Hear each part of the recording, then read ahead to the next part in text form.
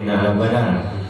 Alhamdulillahirrahmanirrahim, pada malam hari ini kita berjumpa kembali di tempat majelis taklim ini. Majelis taklim ini adalah tempat yang mulia, yang dimuliakan oleh Allah Subhanahu wa Ta'ala dan Rasulnya. Maka kita rugi kalau nggak mau ke majelis taklim. Ya, rugi, sebenar-benarnya rugi. Karena Rasulullah SAW bilang majelis taklim, majelis zikir, majelis sholawat itu adalah raudhah min riyadil jannah, taman-taman surganya Allah Ta'ala yang ada di muka bumi ini. Ya.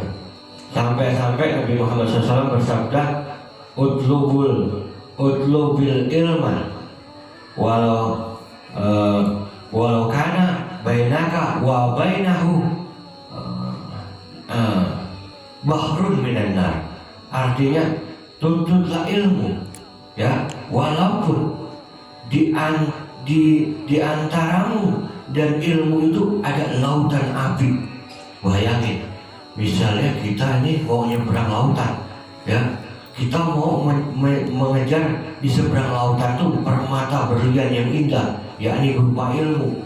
Kita harus nyebrangin lautan yang penuh dengan api. Itu disuruh Nabi, kita harus kejar itu ilmu, saking berharganya itu ilmu, ya. Baik yang tidak mau hadir ke majelis taklim, ke masjid, ya, rugi besar, serugi-ruginya. Dan kasih tahu aja. Kenapa? Karena ini taman-taman surganya Allah Subhanahu wa Ta'ala yang ada di muka bumi.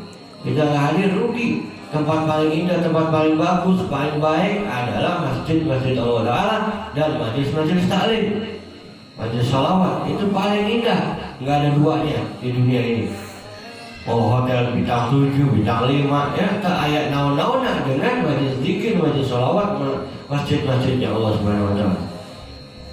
Jadi para bapak-bapak sedayana yang dirahmati, ya, oleh Allah Subhanahu wa Ta'ala, kita semua yang ada di majelis taklim ini, mudah-mudahan kita diberikan taufik wal hidayah oleh Allah Subhanahu wa Ta'ala, diberikan inayah oleh Allah Subhanahu wa Ta'ala, sehingga kita mau menuruti, ya, ajaran nasihat daripada guru-guru kita, para ulama, orang-orang soleh, untuk selalu mengikuti ajaran baginda besar Nabi Muhammad Sallallahu Alaihi Wasallam.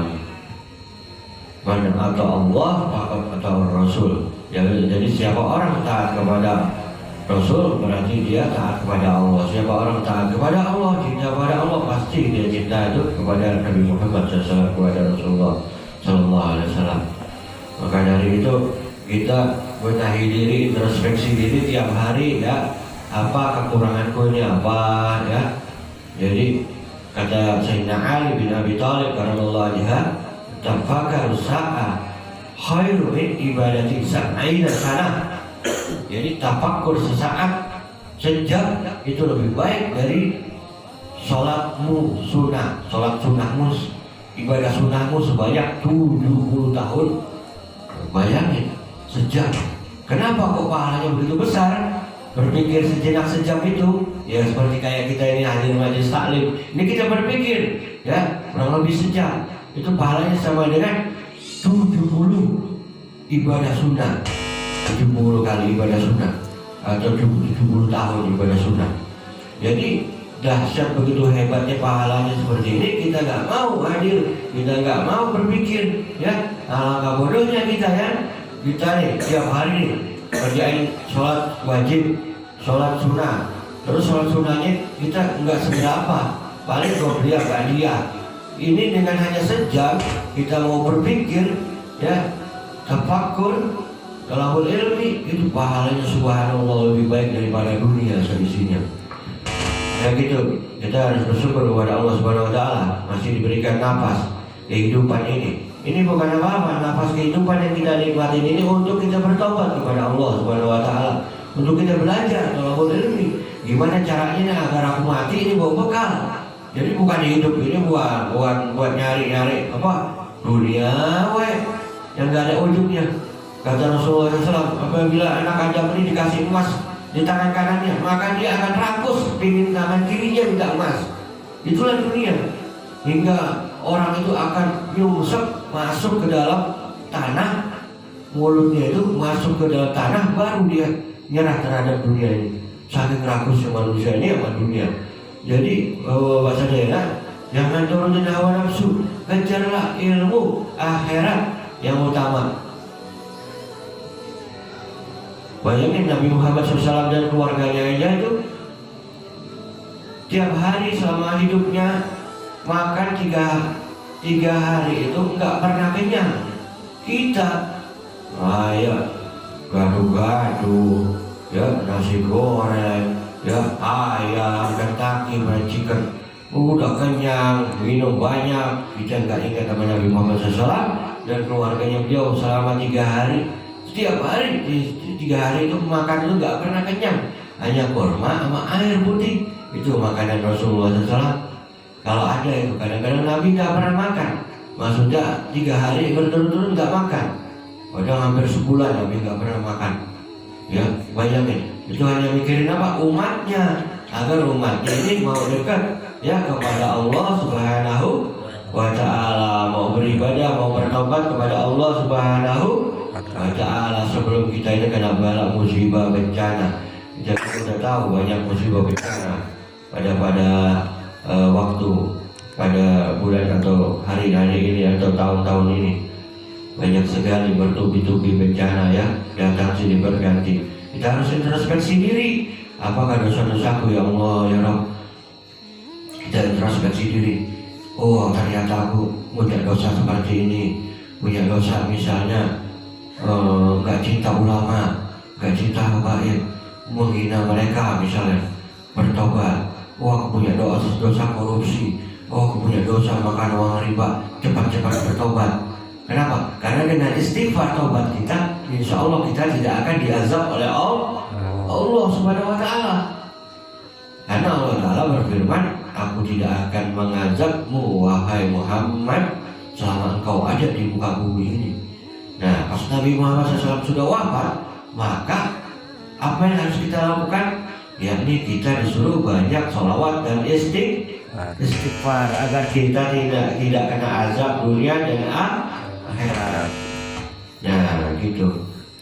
Nah kita ini hati, namanya hati berubah-ubah. Kadang ada istighfar, besok lupa pohon. Kenapa pohon itu terlupa? Karena kita diganggu oleh setan yang menguasai hawa nafsu kita. Ya. Nah, sehingga akal kita ketutup, maka kita suka lalai untuk ibadah kepada Allah Subhanahu Wa Taala. Tiap hari urusan dunia yang dipikirin, kejar dunia, sehingga dia lupa sholat zuhur, sholat subuh, sholat isya, sholat asar, lupa isya, lupa sadayana. Kenapa? Karena dia asik terhadap dunia. Naudzubillah min dzalik. Padahal kita nggak tahu kapan nyawa kita ini akan diambil oleh Allah Subhanahu Wa Taala. Sebaik-baik manusia, yang pintar-pintar manusia, kata Nabi Muhammad SAW, manusia yang berpikir apa bekal yang aku bawa untuk kematianku.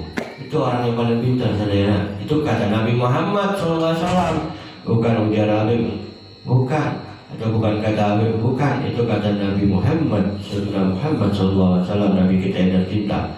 Ya. Jadi itulah perkataan itu semua bukan dari Al-Fakir, tapi itu berasal dari Nabi kita tercinta Sayyidina Muhammad Sallallahu Alaihi Wasallam yang harus kita ikuti. Ya, kita lakukan, kita kerjakan dengan penuh semangat hingga akhir hayat kita, hingga kematian kita tiba. Kita akan kalau kita mengikuti jejak Nabi Muhammad SAW, tolabul ilmi, suka tolabul ilmi, insya Allah mati kita husnul khotimah. Kalau kita nggak tahu ilmu, mati kita naudzubillah dari bisa suul khotimah.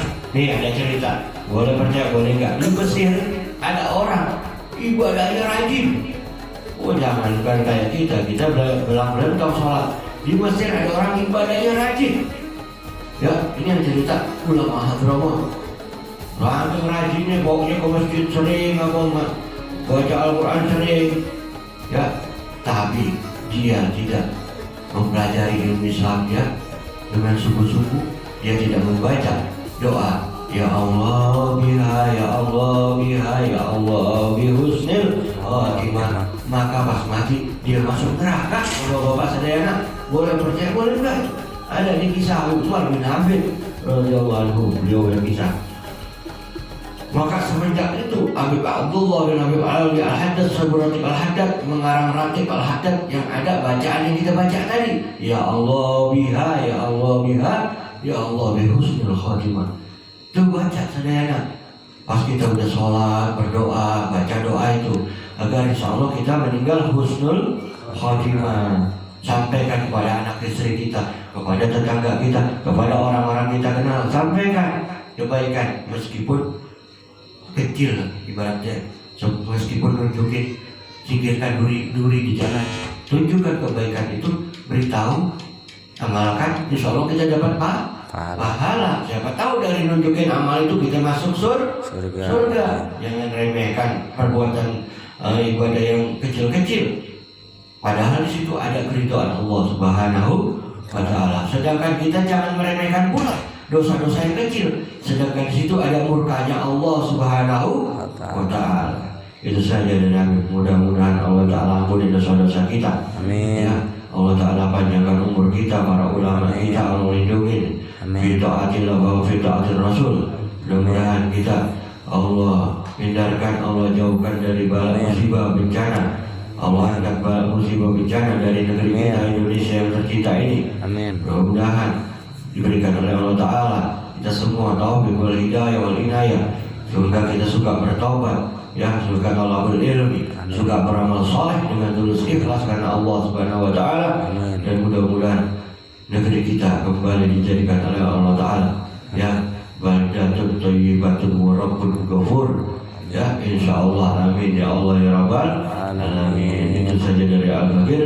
Wabillahi taufiq wal hidayah ala man minkum wa ila hadratin Nabi Muhammad sallallahu alaihi wasallam. Bismillahirrahmanirrahim.